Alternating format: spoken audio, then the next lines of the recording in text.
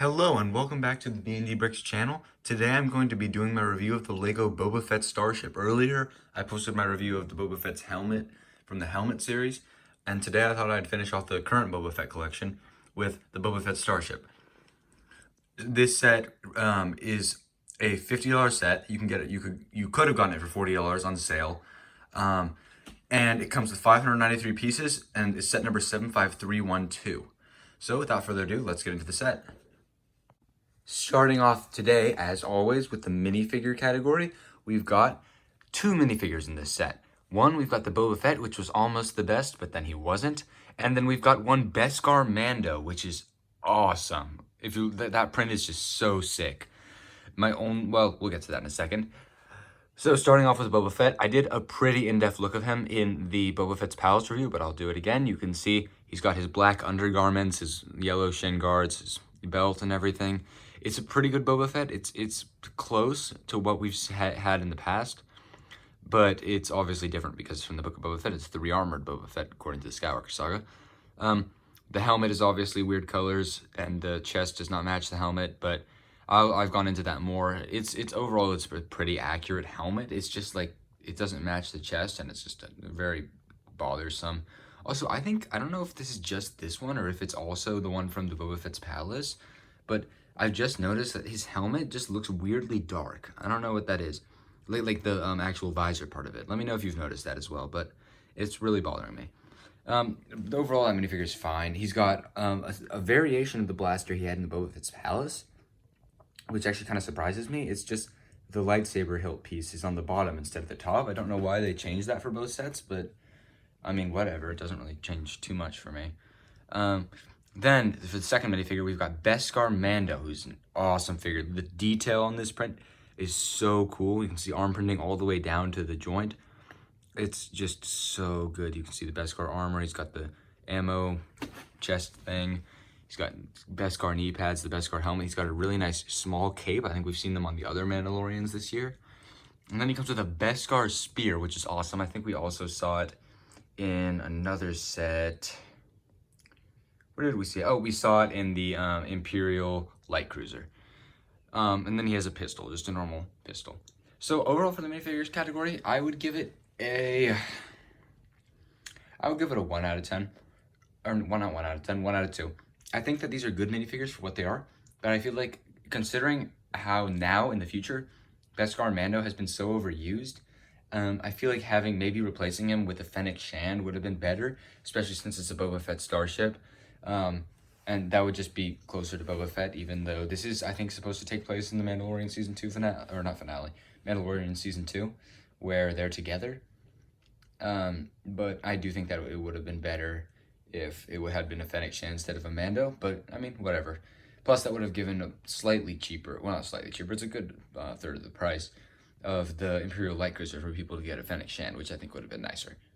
Now onto the design category, and in my opinion, this is the best Slave one we've had in terms of design. Even though it is not the largest and it is not the most accurate, I think that this is the best one.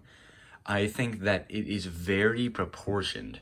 That is why I think it's the best, because the base bit of it, it looks in proportion to the protruding like nose piece. Not sure exactly what to call it, but it looks like it should be a ship. It doesn't, the normal, like the UCS Boba Fett, I always feel like this red bit is just too like long and like not wide enough versus this bit is just like too narrow, or like it just doesn't look, it looks too long to be in scale with the back of the back of the ship. But on this one, I feel like they nailed the proportions perfectly. This is like just the right thickness to go nice with the back bit, and the sides look nice. The wings look pretty in proportion. I think that the detail on these wings is good. I think it looks good for a Boba Fett Starship. And then at the bottom, the turrets, which are probably the worst turrets we've had, but I mean, they're fine. They serve their purpose. You can spin them around a little bit, but we'll get into that in playability. They've got some stickered pieces on the front, which are good. They actually fit for it. The only thing, again, is that it doesn't match the sand green color. It's the dark green color, but honestly, here, I think it looks fine. It blends in, like, decently enough that, like, you don't really notice it, especially because it's the dark green here. It sort of fits it more than on random dark green chest plate, along with nothing else on his freaking whole armor. But, you know, that's that. On the back, you can see it's got the face, but I believe it's upside down. I'm not sure exactly what they were doing there. I'm pretty sure it's upside down. I could be wrong about that. Let me know if I'm wrong, but I'm pretty sure it's upside down. Or the face is upside down. Whatever it is, it should be like that. Maybe I'm wrong. I don't know. But overall for the design kit, oh, and of course, we've got this little stand slash cart thing that came with the set, which I think is pretty good. It lets me display it here. So I'm happy to have it. Oh, and also under here, that's kind of empty, but you do have this thing here, so that's meant to hold in the Gamorrean Guard, which I'll get to in playability. But I think that if you, hold on, let me turn this on its side. Opening this forward, you can sort of, if you give me just a second, you can pop it in there sort of, and it adds more of an angle there, which I think actually looks pretty nice. I don't usually do this because then the Gamorrean Guard falls out, but you know, still. That's that. So overall for the design category, now finally, I would give it probably a 2 out of 2. I think that this is, like I said before, the best proportion Boba Fett Starship. Oh, and the detail in here is insane for the small space that it has.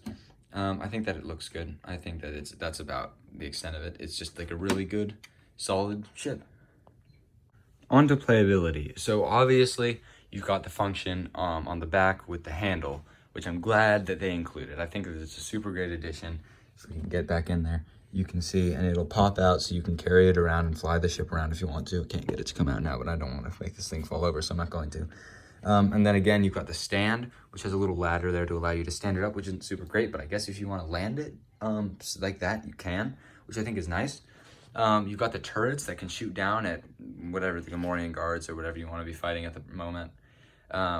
You've got some stud shooters on the side, which I think it would look better without, but then again, this is a $50 set. It's not supposed to be like 100% accurate. So I think that that's fine for this set. It's not really gonna adhere to it. It adds more playability, so that's another point, I guess. And not really, but then the wings or whatever, they spin as you go. It's not like with the past slave ones where they were like attached to the center, and when you like tilted it, it would tilt with it. I kind of wish it was still like that, but at the same time, I think that this looks good for a design standpoint, and from playability, it's fine. That's about that. The cockpit opens, which is nice. You can place probably 2 minifigures in there if you really try, but it's meant for 1. And that, I mean, that's about it. It's a pretty good ship. You can, with a handle, obviously, you can fly it around. I'm not going to get it out, but you can fly it around, and then you can land it. And as you can see on the box art, if I go over here, you can see, well, on the back, hold on. On the back, you can see it landed, and them taking the Gamorrean Guard out. Oh, and the Gamorrean Guard. Oh, good thing I checked that. I would have forgotten it. The Gamorrean Guard down here, obviously. Well, not obviously. I forgot it, but you can take the Gamorrean Guard in and out as you wish. You can even pretend it's not a Gamorrean Guard, and you can make it like, I don't know, any other, like the guy from the start of The Mandalorian season 2, or season 1, and have him be, have that be him. You can do whatever you want with it. It's a pretty good piece. I'm glad that they included it. It's a nice little play feature that doesn't really like take away from the design in any way. It just adds something to playability. So I think that that's pretty good. So overall for playability, I would give this set a 2 out of 2. Now on to value. So this set retailed for $50. I think it's still available now if you want to get your hands on it. It's a pretty good set. For the value of 500, what am I saying now? Of $50, you're getting almost 600 pieces. Price per piece is not everything, but it does matter. And that's pretty good for what you're getting, especially since considering you can get it on sale for like, I think I got it for $43. It wasn't quite $40, including tax and shipping. So it was about $50, but not the $50. That's $50 retail, not counting tax and shipping. It's a pretty good deal on that, I would say. So for value, I would probably also give it a 2 out of 2. And adding to value is that Beskar Mando, which is, I mean, it's not super hard to find now with the Mando Zen 1 Starfighter, which I can't get my hands on, or the Light Cruiser, but the Light Cruiser is pretty expensive. And then the new Boba, which is somewhat hard to find. So this is a good value set for you to get those minifigures in. And then the last category, my personal opinion, I would give this set a a 2 out of 2 for my personal opinion. Nope, 1 out of 2. It's not deserving of my 2 out of 2, but it is definitely up there, so it gets a 1 out of 2, bringing the total score up to an 8 out of 10, which I think is, I mean, that's a pretty good score. So this set is an 8 out of 10. I would definitely recommend you buying it if you don't already have a Slave One. If you already have a Slave One, maybe don't get it. But if you do have, it's the same thing with the Boba Fett's Palace. It's just like a downgraded version of it. However, in this case, I think this one's better than the past versions, but that's my personal opinion. So, I mean, you might prefer the UCS one. I just think this one looks more in proportion. That's going to be it for today.